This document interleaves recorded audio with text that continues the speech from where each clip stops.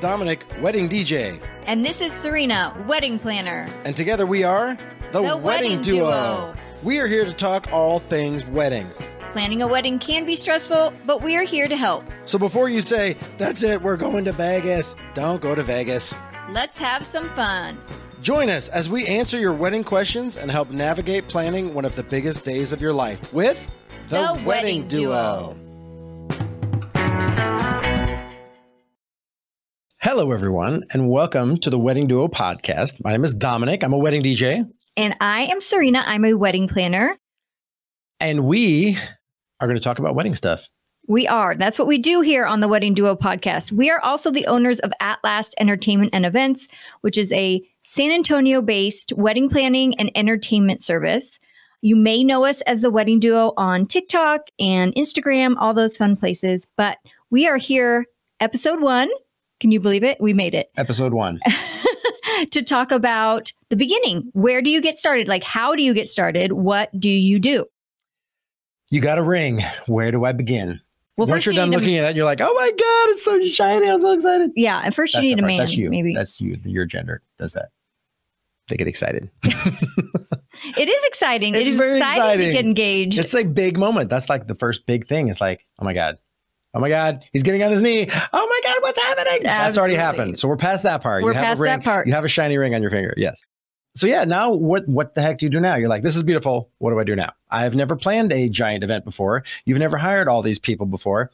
So the first thing you need to do is get a wedding date. How does one do that, Serena?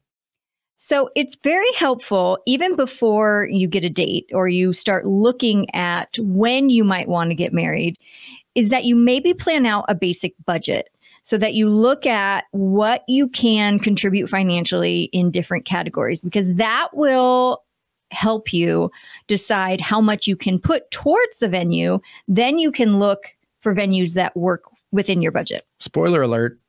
Weddings are expensive. They are very expensive. It's a very expensive undertaking. And if you want all the bells and whistles and you want to hire professionals and you want the pick of the litter for all the vendors, it's going to be expensive. So it's good to get your eyes wide open and have an idea of what you want to spend, what you can spend, all that stuff, right? Right. And so another factor when you're going to look at venues, when you're getting started, is your guest count.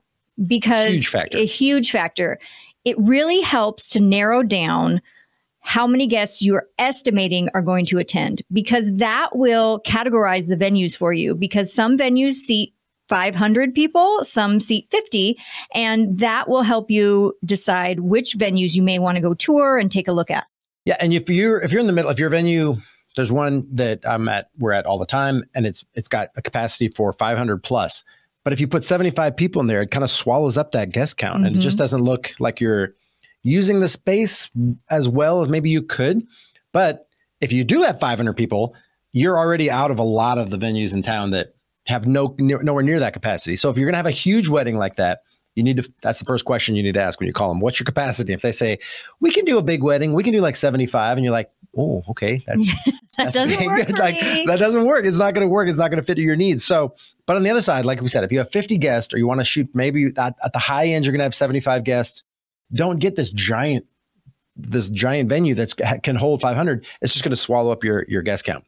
And how hard is it acoustically for a DJ when there's all this space? Another podcast all by itself. Yeah, we'll get into that. But so when you're ready, the other thing I always mention is take a little time after you get engaged. This is a whole other topic, but to just enjoy being engaged. Don't feel like you have to rush into planning. But when you are ready to start the wedding planning process and you're going to look at venues, you're going to want to look at the time of year that you'd prefer to get married in. Okay, so spring, fall, summer, winter, whatever speaks to you in that, whatever you've pictured since you were a little girl. And then you're going to say like, okay, well, where am I at in the year right now? And do I want to wait 6 months or do I want to wait a year and 6 months, to actually plan the event and give yourself the amount of time that makes sense for you to be able to do it? And the thing is, people sometimes will talk to somebody at an open house or at a wedding fair. And I'm like, oh, when's your date? And they go, oh, it's October 15th. And I go, oh, really? Where at? And they're like, well, we're not sure yet. And I go, oh, you don't. I know you think you have a date. You don't have a date yet. You've got the wagon in front of the horse there. Absolutely. Because the venues will have weddings already booked. And so to her point, like what time of year? If you want to have an October wedding, we're in San Antonio, Texas. October is far and away the busiest month down here. Yes. If you want a Saturday, because that's the other thing, Saturday is going to go first. Fridays and Sundays are very popular, but we have done a wedding on every day of the week. Thursdays are not uncommon. I've got a Tuesday in May this year coming up. And there's sometimes the pricing can be different on those other dates, but Saturday is going to go first. The fall and the spring, in most cases, are going to go first. So if you were like, oh, we're going to do Saturday in October. If it's 6 months from that Saturday in October, it's going to be challenging. Realistic. You better mow the back 40 on your dad's property because that's the only place that's going to have availability. The popular venues are going to go first. Saturday's going to go first. And it's a pleasant time of year, right? Absolutely. The weather is more predictable. Here in August, it's like our slowest month because people spontaneously combust in Texas. In August. Yes, August. Absolutely. And it's hard to get all dressed up and be comfortable. A lot of times you want to have an outdoor ceremony. Sometimes you want the rest of it to be outdoors as well. You don't want to do that when it's hot. So that's the other thing that you're going to consider. So now you've maybe scoped out some venues that work with your budget. They work with the time of year and your guest count. You can look them up online, maybe look at some reviews. The one thing we really recommend you do when it comes to a venue. Tell me, I'm excited. I want to know. Yes. Are you ready? I'm ready. Tour it. See it in person. Tour the venue. And I'm saying this because you can't get a real feel for the space without being there physically. Now, if you're planning a destination event, okay, this can be harder. What my recommendation is for that is that you have a planner in the area, someone in the area, give you recommendations based on the fact that they have been there recently, because you don't want to just book something off of pictures. That's very challenging for the venue in particular. And you can also read reviews if it's somewhere you don't know anybody in the Dominican Republic, if you're going to if you're going there or you're going to Cancun or something, but reviews will tell you a lot. Obviously, they absolutely will on any categories. Not unlike you're hiring a plumber or a landscaper. Read the reviews on every category of your vendors. That's a great place to start. And you can look at websites and stuff too. But to her point, if you're looking at pictures online, they may have. I mean, first, Photoshop is a whole thing, right? But they might have taken it when the lighting was perfect and the flowers were blooming, and now you go there, the lawn is now dead, the bathrooms are scratched up. They've and you're like, what is that smell? That didn't come across on the website, right? Absolutely. And even the drive. There's a few venues in towns that the venue itself is beautiful, but to get there. And you got to think about that. Your guests are going to be driving there. And there's places where I'm just like, am I in the right spot? You know, I'm like, this can't be right. Yes. I feel like I'm driving through Sanford & Son's car lot here to get to the venue. And it's a factor. And they'll never put that on the website. Oh, our venue's beautiful, but the drive out here is in the ghetto, right? And you're like, they're not putting that on there. No. So it's a great idea, if possible, to tour the venue. Absolutely. So you can set up tours with multiple venues. I would say don't overwhelm yourself. If you've done some research and you've looked at venues you like, maybe make yourself a list of, 5 to 10 front runners and then go and tour those, because it can be overwhelming if you give yourself too many options. But you're going to get that one. You're going to see one, and it's going to be the standard. Yeah. It's going to be the one you're going to keep coming back but that other one was just, remember the thing. It's a little, and you may have something, you may have to tweak your budget a little bit. But do what you can. So Here's something else to think about once you start touring the venues. What questions do we ask the venue owners? The question is, what comes with it, right? Right. So that is something that is very important to understand. There are venues that are more full service, meaning they come with a coordinator, they come with bar packages, catering, they come with all the tables and chairs, servers, all of it, right? And their pricing is going to reflect that. There are other venues where here's the keys, lock up when you're done. Turn the lights off when you lock up. Yeah. And you have to bring in all those other pieces. So that definitely is a difference when you're looking at which venue. They're not necessarily apples to apples, right? It can be very different. So you may say, why is this one so much more expensive? That's the reason. It includes a lot more of those pieces. Most of the venues, if it's a wedding venue, it's pretty common. There's a handful that do bar and catering as well, but they're not as prevalent as the ones that at least have tables and chairs. Right. There are some that don't. And if you're bringing in tables and chairs, that's a cost that you need to wrap your head around too. And not just the cost, are you bringing them in? Are you setting up the tables and chairs? Right. And are you striking them after the event, meaning you're putting them all away? Because, yeah, we've seen that happen many times. The father of the bride is out there and the bride now changes back into her sweatpants and she's rolling tables and stacking chairs. I'm like, that's something you have to kind of wrap your head around, that is what it requires. So and it's awful after your wedding because you're exhausted. People are absolutely drunk. The person you said was going to help is now making out behind the dumpster with your cousin. No, they could be. But it's just, you're literally after your wedding, you're going to be physically, emotionally drained, and drained Yes. isn't even, you're going to be exhausted. And then to think like, oh, I got to clean everything up. So if your Right. venue they have the tables and chairs and it's like, well, if you want us to set up the chairs and to put them down afterwards, it's an extra $150 or whatever it is.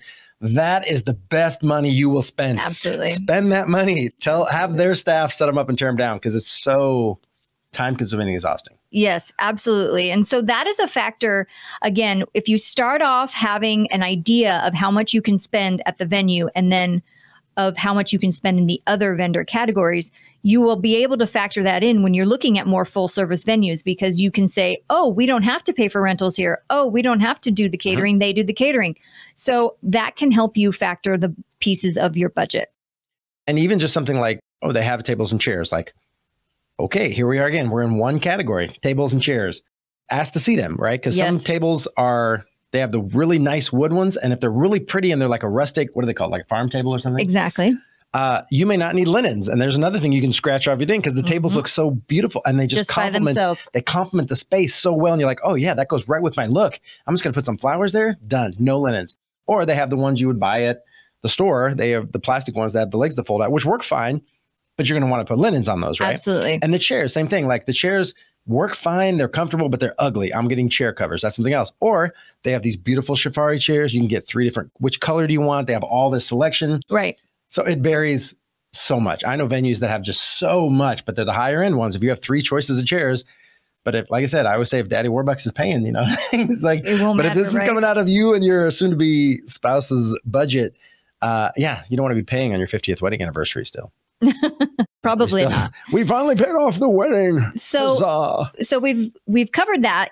That's a very important question to find out what the venue offers and be upfront about what you're going to get for your money. The second thing that is very important is backup plan. Okay. So you may go and tour a venue and you love the ceremony side. It's outdoors. Then maybe they have a covered patio for a cocktail and dinner. But what if it rains? Or what if something happens where you need to move 200 people to a space that is outside of the weather? So you have to have that conversation and know what's in your contract when you are getting ready to book the venue.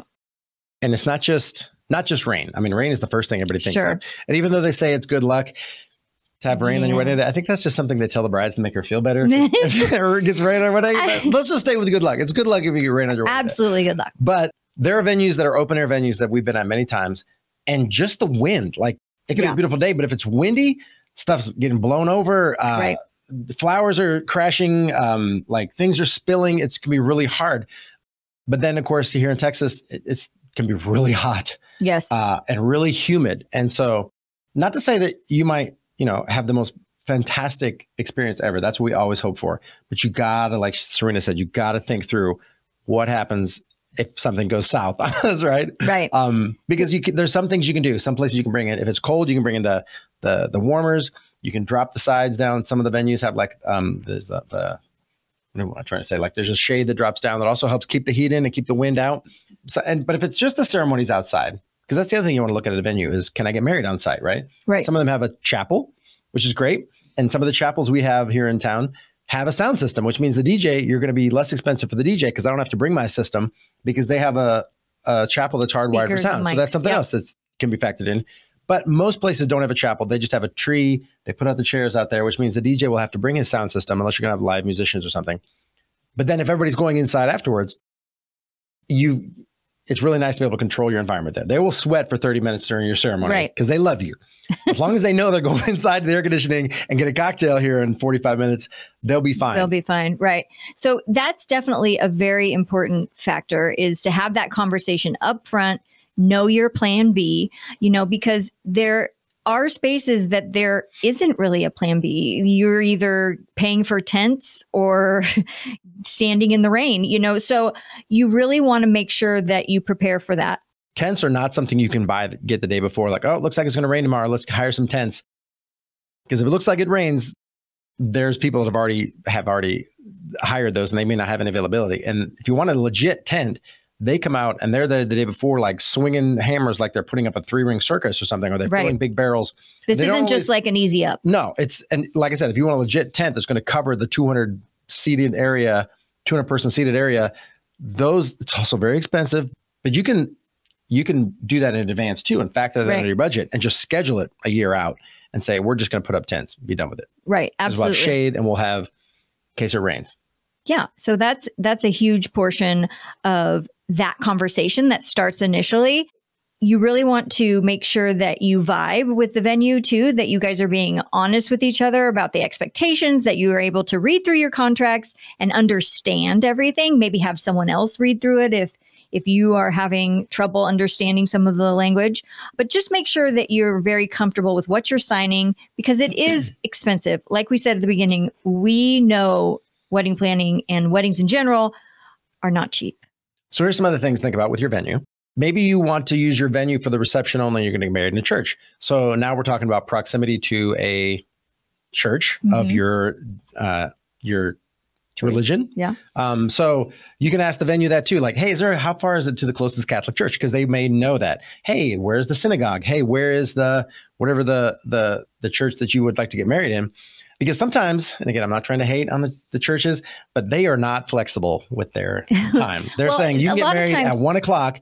It's because they have mass. Like they'll have mass scheduled or other events scheduled, and they can fit you in. Yeah. But my point is, they say you can get, we have flexibility. You can do 12:30 or 1. And you're like, what? I don't want to, 1. And then if it's a full mass, let's say, for example, if you're Catholic, that's an hour. And then people are going to go straight to the venue, or we have 4 hours for them to like hang out, and Billy's all dressed up. The ring bearer, he's not going to look like that by the time we get to the reception, right? Probably not. Or the kids, or if people are going back to the hotel, what are they going to do? So that's something else. And again, you may have to do that. Maybe just like, okay, we went to the church, we got married. Give them some recommendations. The reception starts in 4 hours. Go grab lunch or something, right? So sometimes that happens. Or you can have like another area where they can get together, but it's not ideal. It's not ideal, but that's something to factor in if you want to get the church. But most wedding venues will have a ceremony location of some sort on site, or maybe they have multiple ones. There's a new one in town that, my goodness, they have an inside chapel. They have a lake. You can get married outside or inside. It's gorgeous. I have yet to do an outside ceremony there. Everybody loves the chapel so much. They all go inside. Beautiful. It's so pretty. Yeah. And it's air conditioned. I mean, which is huge. Right. That helps. However, another thing to look at your venue is, can you get ready on site? Yes. Go. Ready, go. This is a huge thing for the bride, especially. The guys kind of could care less. Yeah, and they pull the mop bucket out of the closet and the grooms get ready in there. Like, what? Come on. That's not true. Some of them have really nice grooms quarters. But the guys also don't care as much about the space that they're hanging out in before the wedding. So that's why sometimes the venues don't put as much effort into it. I mean, I get it, right? The difference is the men's quarters, or where the groomsmen get ready with the groom, usually there's a TV. Yes. When the women get ready, usually there's mirrors, lots of mirrors. Because true. So that's something you may want to look for. This just doesn't happen. If I'm wearing it up, this is like... For all of you listening, he is bald. So if you didn't already know that, that was a joke. There's a little bit of... There's there's not. No. My eyebrows. Anyways, so that is a huge portion too. You want to think about how large of a group of girls are you going to have, and do they fit well and comfortably in that bridal suite or that space that they have for getting ready? Because you're going to spend a significant amount of time there before the wedding. And you may want to bring in food, drinks. You're going to have hair and makeup people there. So sometimes if my couples are getting married at a space where the bridal suite or the spaces are not ideal for getting ready, or they don't have them at all, or they don't have them, we will make the plan to get ready at their Airbnb, hotel room, so everyone's comfortable and they have a bathroom there, they have the mirrors, everything you need, because that is going to be important. You're going to be stressed out and you don't want to be crowded or, uncomfortable while you're getting ready. There are venues that have the bride's get ready area I don't know, what is it? Bridal Suite? Bridal Suite. Bridal Suite. You'll walk in, I'm going to get all TikToky here. And you'll be like, this is nice, right? I mean, it's like, it like sells it because gorgeous. There's one, I mean, I walk in, I'm like, what? Look, the guy's room downstairs is nothing compared to this because they know who they're catering to. They know what gender they're going to sink the hook into. Yes. But sweetheart, it's so nice. It's like, so pretty. Fine. Who do I make this out to? Right? That's writing a check. I know.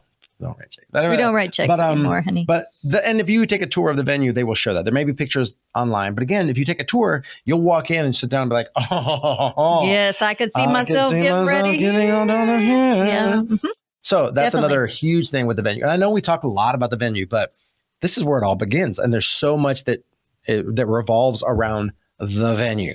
Something else I want you guys to do if you're going and you're touring your venue and you're thinking about your big day, think about the logistics of the day, right? Like, where are we going to have the ceremony? Then are people going to go here for a cocktail? Then they're going to go here for the reception. Like, think it through and make sure that it works for what you have in mind. Because sometimes, it may sound great to get married at a 2-story bar or something like that, but you have to factor in the people are going to have to move up and down stairs. And is there an elevator for your vendors? I mean, there's just a lot of pieces to think through. So think of it logistically when you go and take a look at the spaces. Because your vendors will have some thoughts. Because as a DJ, there are places where they go, oh, well, we're going to do dinner and dance. We're going to do dinner in here. And that's where we'll do the toast. That's where we're going to do introductions. That's where we're going to have dinner. And then we'll play music there. And then we're going to dance downstairs or outside. And you're like, how am I supposed to be in both places? Did you bring in 2 DJs? Are you paying for 2 setups? Because you're not just in the middle of your event. You're not going to unplug everything, move everything outside. That doesn't work, right? So, and again, that's downstream. And but if you're have this great idea, like we're going to have people over here, we're going to have people over there, to have everybody in one space is really ideal for a wedding if you can. Not for the ceremony and then cocktail hour and then dinner, but just wherever everybody is, like bing, bing, bing. Like it's nice to have that. Like she said, to think through that thing, how you're almost just like you're blocking for your day. Absolutely. And if you have a planner or you have someone assisting you, they can help you with the vision of how that would look or how that might work best. So talk to them as well. You can always lean on, someone in my category to help facilitate that. So here's one other thing, since we're talking about venues, is some venues, like she said, will say, here's the keys. You literally rent the place for like 12 hours or whatever. Like you have it for the day and you get the keys in the morning and then you turn them back in the next day or you drop them in the Dropbox. But that's usually much more of a, DIY. Yeah. The VFW, but it's not necessarily going to be the really nice places. But the other places that has come up here lately where they've said like, okay, well, if you hire it for this day, you have 5 hours for your event, which is, it comes up, but it's a little bit limiting on what you can do because that's the other thing is like, ask that question. How long do we get it for? And they say, oh, it's a 12-hour rental. You can't get, because maybe they have an event the day before. Right. If you're a Saturday, there's a good chance if it's a popular venue, they have a Friday and a Sunday. So you can't just stay there. You can't get there whenever you want. You can't drop stuff off the night before. Exactly. You can't set up the tables the night before because there's somebody else that's been using that space to get married. And you wouldn't want somebody in your space on your wedding time, or you don't want to be in the bridal suite having to move some other bride's stuff. Right. That's there the next day. You're like, no. This is my day. This is my space. I rented it. And that's what, just like with all of us, like there's other people that are getting married in that space, but when it's your time, it's your time. So ask that question too. How long do I get it? Because once you start the event, if you're doing ceremony and reception in one spot, 6 hours is pretty common. And the reason is if you do the usual stuff, half-hour ceremony, hour cocktail, hour dinner, first dances, cutting the cake, throwing the bouquet, whatever else you're doing, first dances, toast. That's what I was going to say. If you're doing toast, with 6 hours, you're going to get about 2.5 hours, give or take, of just dancing. Party time. And that's what's on the chopping block. If you go less than 6 hours, you're not taking out dinner. You're not taking out the ceremony. You're not taking out your first dances, or if the father bride's going to say something or the best man's going to say something. It's dancing time. So how much time do you want to dance? So if you're at 5 hours, you're already looking at, if everything goes on schedule, which sometimes it does, sometimes you're ahead of schedule, but sometimes it'll go a little bit longer. That's what you're going to lose is your dancing time. So if you want to have that party time, and if they say everything looks great, but they limit you to saying, oh, you only get it for 4 hours, you're like, well, that's not enough. Really limiting. Yes. But if you have a planner out of the gate, that can be helpful with all that, which is a great little segue to the other vendors out there. Right. So we've covered a lot in this episode about venues, but we're going to go into next episode and talk about the other vendors that come along after that and who you need to hire and what that looks like, you know, as far as the order that it maybe should happen in. I mean, there's no particular order that is perfect. Goats and beer barrels, they're first. Yeah. And cigar rollers. You really want to get your cigar roller. Absolutely. Initially. They're so important. We see all kinds of stuff. I'm excited to tell you all about it. Cotton candy machine maker. There are some incredible things. But the other thing on that topic, actually, that I just thought of. Goats? Goats? If you want goats or beer burros or a cotton candy maker or a cigar roller, make sure that the venue you're touring and the venue you book allows those things. Because again, that goes back to reading your contract, having that open communication right off the bat so that you don't have any surprises down the road. And you're like, oh my gosh, I always envisioned having, you know, goats at my wedding and now I can't. Like, it's not the goats as much as the flower dog. You envisioned Billy Bob going down the aisle with you and they say, nope, who's not Billy happening. Bob? Billy Bob the dog. Billy Fido. Bob the dog's name? Oh. Stinky. Stinky is going to walk down the aisle with the groom. And they said, no, he's not. We don't allow pets on property. Right. Well, they do. There are a lot of them. I mean, I see it all the time. You're in Texas. A lot of them do. But if it's an outside ceremony, yeah. So that's a great question. If you have a vision of having one of your pets be part of the ceremony in a little tuxedo. So cute. Bow tie, it's awfully darn cute. It's our favorite. But that's another great question to ask the venue if you want to bring your dog. Yes. What are those rules, requirements, regulations, all of that stuff? Man.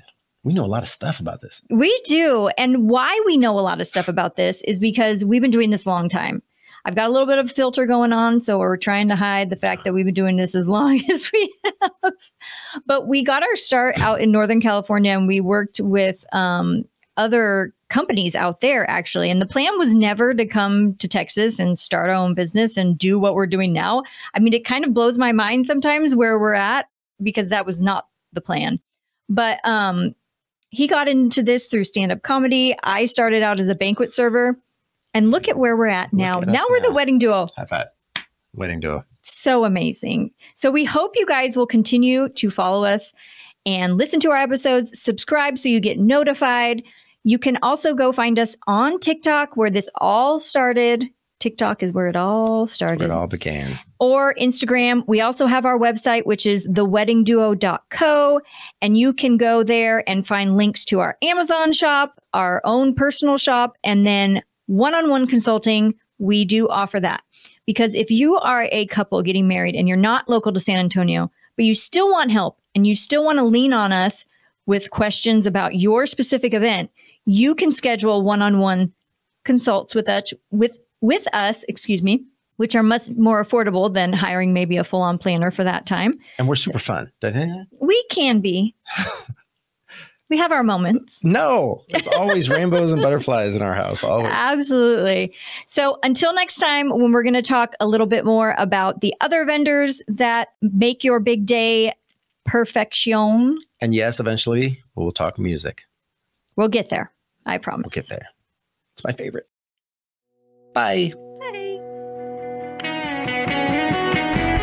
Hey, so thanks for listening to our podcast. If you found any of this information helpful and you know somebody who may be engaged or is a maid of honor, maybe you could tell them and share it with a friend. Absolutely. So screenshot this episode, share it on Instagram, on Facebook, and tag The Wedding Duo. We promise to share the love back. Also, if you are interested in more resources or the show notes, you can go to theweddingduo.co. We have one-on-one virtual sessions, a shop, all sorts of fun stuff. Check it out.